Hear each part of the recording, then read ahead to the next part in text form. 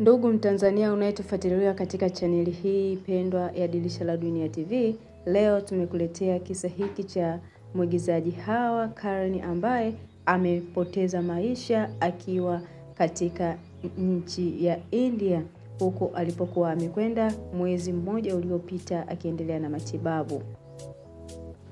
Tafadhali subscribe channel hii pendwa ya Dirisha la Dunia TV ili uweze kujua nini kinaendelea kuhusiana na kisa cha mwanadada huyo. Kumbuka tu kwamba mwanadada huyo amepata operation zaidi ya 23 ambazo amezipata katika tumbo lake, na mwanadada huyo alikuwa akitokwa usaha katika tumbo lake, lakini ni huzuni kwa Watanzania wote ambao tulitoa mia zetu kuweza kumsaidia kupambania maisha yake, lakini Mungu amesema inatosha, kwa sababu maradhi pia ni ibada. Kwa hiyo Hawa ameteseka kwa muda mrefu kutokana na maradhi haya ambayo yamemtesa kwa muda mrefu sana. Kumbuka tu kawaida operation 23 na zaidi sio kitu cha kawaida kwa binadamu, lakini mapenzi ya Mungu pekee ndiyo yanayoweza kustahimili kwa mtu yeyote anayepitia changamoto hii.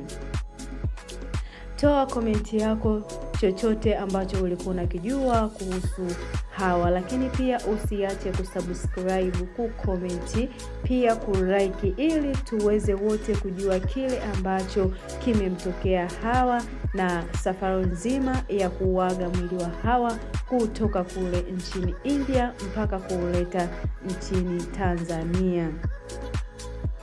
Tukujuze tu kwamba chaneli hii ya Dirisha la Dunia TV ni chaneli ambayo inakuletea visa vya ukweli na inakuletea habari ambazo ni za ukweli. Hivyo basi tujitahidi, lakini pia kule alipo tuweze kujumuika pamoja, na hapo tunaposikiliza kujua familia inasema nini kuhusiana na mwili wa mwenzetu, Mtanzania mwenzetu, mpendwa wetu Hawa Karen, ambaye ni mtu ambaye ameweza pia kuitangaza Tanzania katika njia ya uigizaji.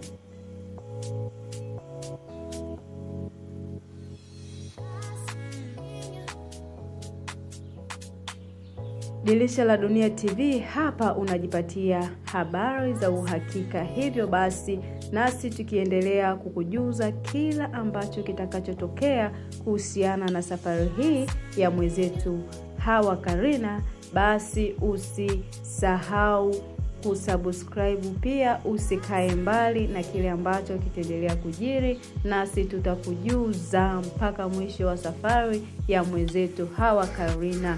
Roho ya Hawa Karen ilazwe mahala pema peponi, nasi tunamshukuru Mungu kwa hicho ambacho kimemtokea mwenzetu, kwa sababu hata kwa kila Mtanzania alipambana kwa namna moja au nyingine kuweza kujitahidi kumchangia Hawa kwa kile ambacho alijaliwa ili kuokoa maisha yake. Lakini Mungu sio mwanadamu, anachokiwaza Mungu sio tunachokiwaza binadamu, ni mapenzi ya Mungu. Na hivyo Watanzania wote tunasema pole kwa familia ya Hawa Karen ambaye wamepitia changamoto nzito wakati huu, au wana changamoto nzito ya kuondokewa na mpendwa wao. Lakini pia taifa tunakulilia, wananchi wa Tanzania wapendwa wako tunakulilia, na tulikuwa bado tunakuhitaji Hawa katika nchi yetu ya Tanzania. Lakini pia Mungu amekuhitaji zaidi ili uweze kutumikia hivyo vilivyoko huko mbinguni. Sisi tunasema asante Hawa, tutaonana baadaye. Mungu ailaze roho yako mahala pema peponi.